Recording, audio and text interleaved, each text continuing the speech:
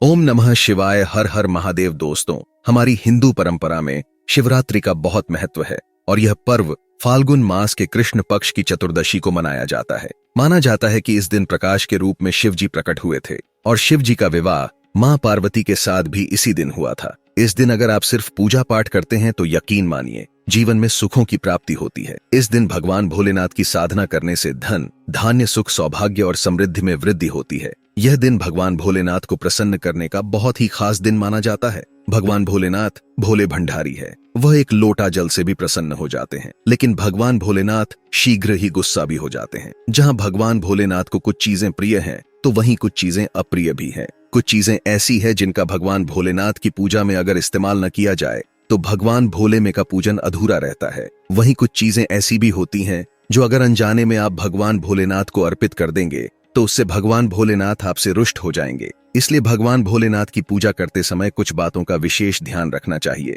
आज की इस वीडियो में हम आपको बताएंगे कि महाशिवरात्रि के पावन पर्व पर क्या करें, क्या ना करें, कौन सी ऐसी वस्तुएं हैं जो भगवान भोलेनाथ को अति प्रिय है और कौन सी ऐसी वस्तुएं हैं जो भगवान भोलेनाथ को बिल्कुल भी प्रिय नहीं है। कौन सी वस्तुएं हैं जो भगवान भोलेनाथ को भूल से भी अर्पित नहीं करनी चाहिए। लेकिन दोस्तों, उससे पहले आपसे रिक्वेस्ट करते हैं कि वीडियो को लाइक जरूर करिएगा, दोस्तों को शेयर कर दीजिएगा और अगर आपने अभी तक चैनल को सब्सक्राइब नहीं किया है तो चैनल को सब्सक्राइब करके बेल आइकॉन जरूर दबाइए। तो आइए सबसे पहले जानते हैं कि महाशिवरात्रि के पावन पर्व पर क्या करना चाहिए जिससे भगवान भोलेनाथ और मां पार्वती का आशीर्वाद प्राप्त हो। दोस्तों, महाशिवरात्रि के दिन भगवान भोलेनाथ की पूजा सफेद या लाल रंग के वस्त्र धारण करके ही करें। सफेद और लाल रंग के वस्त्र धारण कर भगवान भोलेनाथ का पूजन करना बहुत ही शुभ माना जाता है। यदि संभव हो तो इस दिन पूजा में बिना सिले वस्त्र पहने महाशिवरात्रि के पावन पर्व पर भगवान भोलेनाथ के शिवलिंग का पूजन अवश्य ही करें। शास्त्रों के अनुसार महाशिवरात्रि के दिन ही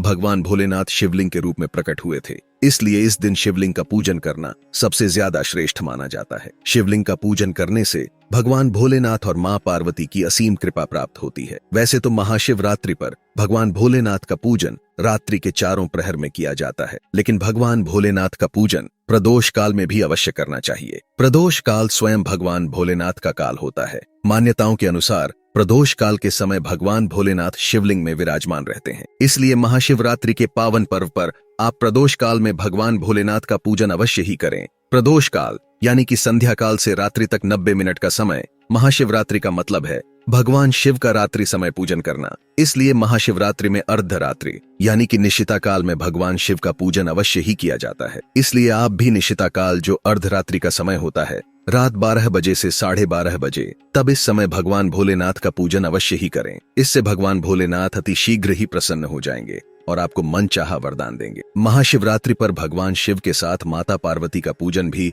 अवश्य ही करें। ऐसा करने से आपको भगवान शिव के साथ माता पार्वती का भी आशीर्वाद प्राप्त होगा। महाशिवरात्रि के दिन भगवान भोलेनाथ के शिवलिंग पर बेलपत्र अवश्य ही अर्पित करें। बेलपत्र भगवान भोलेनाथ को अति प्रिय है। बेलपत्र के बिना भगवान भोलेनाथ का पूजन अधूरा माना जाता है। बेलपत्र एक पत्ता नहीं माना जाता। एक डंडी में जो 3 पत्ते जुड़े हो उन्हें बेलपत्र कहा जाता है। एक डंडी में 3 जुड़े हुए बिल्व पत्र ही शिवलिंग पर अर्पित करें और चंदन से उस पर ओम नमः शिवाय लिखकर वे अर्पित करें। ऐसा करने से भगवान भोलेनाथ की कृपा प्राप्त होती है। महाशिवरात्रि के दिन भगवान शिव को पूजा में अक्षत अवश्य ही अर्पित करें। ऐसा करने से आपको भगवान शिव का आशीर्वाद प्राप्त होगा। इस दिन रात्रि में भगवान शिव का जागरण अवश्य करना चाहिए, जिससे आपको महाशिवरात्रि का पूर्ण फल प्राप्त हो सके। महाशिवरात्रि के दिन भगवान शिव की पूजा करने से पहले भगवान श्री गणेश, भगवान कार्तिकेय, नंदी जी और मां पार्वती का पूजन अवश्य ही करना चाहिए, नहीं तो आपको भगवान शिव जी की पूजा का फल प्राप्त नहीं होगा। इस दिन बैल को हरा चारा अवश्य ही खिलाना चाहिए, क्योंकि बैल को नंदी जी का रूप माना जाता है,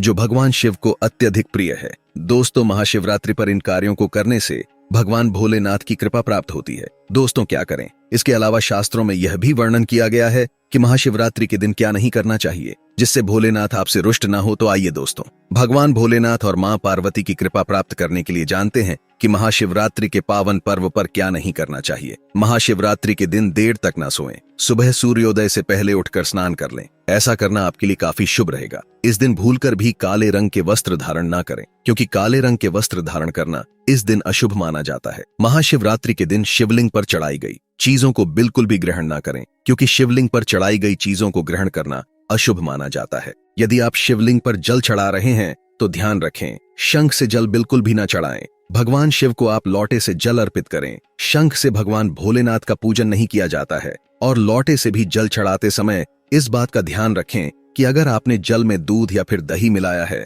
तो आप दूध और दही से भगवान शिव का अभिषेक करने के लिए तांबे के लोटे का इस्तेमाल न करें, क्योंकि तांबे के पात्र में दूध और दही से जहर बन जाते हैं। इसलिए दूध दही से भगवान भोलेनाथ को अभिषेक करने के लिए आप स्टील का या फिर पीतल के लोटे का या चांदी के लोटे का इस्तेमाल करें। महाशिवरात्रि के दिन भगवान शिव की पूजा में तुलसी का प्रयोग भूल कर भी ना करें, क्योंकि आप ऐसा करते हैं तो आपको पूजा का पूर्ण फल प्राप्त नहीं होगा। भगवान श्री गणेश और भगवान शिव को तुलसी अर्पित नहीं की जाती, इससे दोष लगता है। इस दिन भगवान शिव की पूजा में केतकी और चंपा के फूलों का प्रयोग नहीं करना चाहिए, क्योंकि भगवान शिव की पूजा में इनका उपयोग करना वर्जित माना जाता है। भगवान शिव की पूजा में हल्दी और कुमकुम का प्रयोग बिल्कुल न करें, क्योंकि भगवान शिव बैरागी है और हल्दी और कुमकुम शुद्धता के प्रतीक माने जाते हैं। भगवान शिव की जो मूर्ति शिव परिवार के रूप में है, जहाँ भगवान श्री गणेश, भगवान कार्तिकेय और माँ पार्वती है, तो आप वहाँ पर भगवान शिव को हल्दी कुमकुम से तिलक कर सकते हैं। लेकिन भगवान शिव की जो शिवलिंग होती है वह भगवान शिव का बैरागी रूप है, तो वहां आप हल्दी कुमकुम ना लगाएं। महाशिवरात्रि के दिन भूलकर भी घर में कलह नहीं करने चाहिए और ना ही किसी को अपशब्द बोलने चाहिए। यदि आप ऐसा करते हैं तो आपको भगवान शिव का आशीर्वाद प्राप्त नहीं होगा। महाशिवरात्रि पर शराब और मांसाहार का प्रयोग बिल्कुल भी ना करें। यदि आप ऐसा करते हैं तो आपको भगवान शिव और माँ के क्रोध का सामना करना पड़ सकता है। आपको इस दिन किसी भी पशु या पक्षी को सताना नहीं चाहिए, ना ही उन्हें मारना चाहिए, नहीं तो आपके सभी पुण्य फल नष्ट हो जाएंगे। महाशिवरात्रि के दिन महिलाओं और कन्याओं को शिवलिंग का स्पर्श नहीं करना चाहिए। आप दूध, दही या जल से शिवलिंग का अभिषेक कर सकते हैं। आप बेलपत्र भी चढ़ा सकते हैं, लेकिन शिवलिंग का स्पर्श ना करें। शिवलिंग की सदैव आधी परिक्रमा की जाती है, इस बात का विशेष ध्यान रखें। दोस्तों, महाशिवरात्रि के पावन पर्व पर भगवान भोलेनाथ और माँ पार्वती की कृपा प्राप्त करने के लिए इन सभी बातों का विशेष ध्यान रखें, जिससे आपको व्रत और पूजा का पूर्ण फल प्राप्त हो और भगवान शिव और माँ पार्वती की आपको कृपा मिल सके। बहुत सारी चीजें इस दिन के व्रत में ऐसी होती हैं जो आपको नहीं खानी चाहिए, और एक चीज ऐसी है जो शिवरात्रि के दिन जरूर खानी चाहिए, ताकि आपको इस व्रत का संपूर्ण फल मिले। महाशिवरात्रि के दिन बहुत सारे लोग व्रत रखते हैं। एक वेला उपवास रखकर बहुत सारे लोग सात्विक भोजन करते हैं। महाशिवरात्रि का व्रत अगर आप रखते हैं तो ध्यान रखें शरीर में पानी की कमी ना हो। इसके लिए अनार या संतरे के जूस का सेवन कर सकते हैं,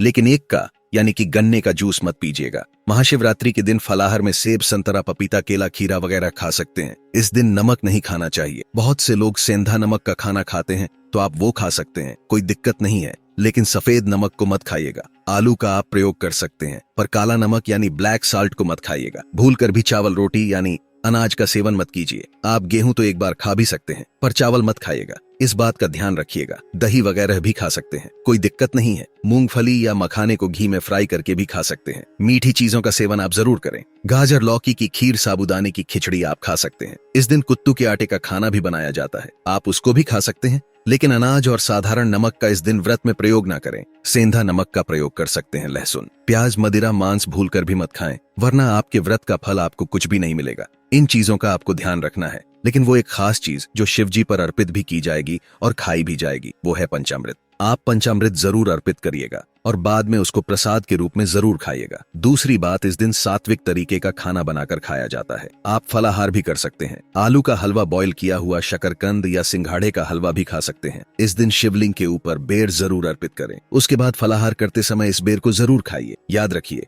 इससे शत्रु और विरोधी कभी सर नहीं उठाएंगे और जीवन में आपकी चारों दिशाओं में जय जयकार होगी। आप विजय श्री को प्राप्त करेंगे। बेर अर्पित करने से दुश्मन का सर्वनाश होता है, या फिर दुश्मन आपके खिलाफ कुछ नहीं कर पाता। शिवलिंग पर केला जरूर अर्पित कीजिएगा। शुक्रवार का दिन है तो इस दिन केला मत खाएगा। वैसे महाशिवरात्रि के दिन आप दूध का सेवन कर सकते हैं, लेकिन केवल दूध नहीं, उसमें 2-4 चीनी के दाने डालकर ही सेवन कीजिएगा। केवल दूध कभी भी नहीं पीना चाहिए। व्रत त्योहार में तो भूल कर भी नहीं 2-4 दाने चीनी डाल दें। भले ही आप चीनी नहीं खाते हैं, तो भी इस तरह से आपका व्रत पूर्ण होगा। और जब आप फलाहार करें तो उसमें 2 तुलसी के पत्ते डाल दीजिएगा, ताकि आपके व्रत का फल आपको पूरा मिले। अगर आप भोले बाबा के भक्त हैं तो कमेंट में हर हर महादेव अवश्य लिखें। तो दोस्तों, आशा करते हैं आपको वीडियो काफी अच्छी लगी होगी। वीडियो अच्छी लगी तो वीडियो को लाइक करें, शेयर करें और चैनल को जरूर सब्सक्राइब करें। हर हर महादेव।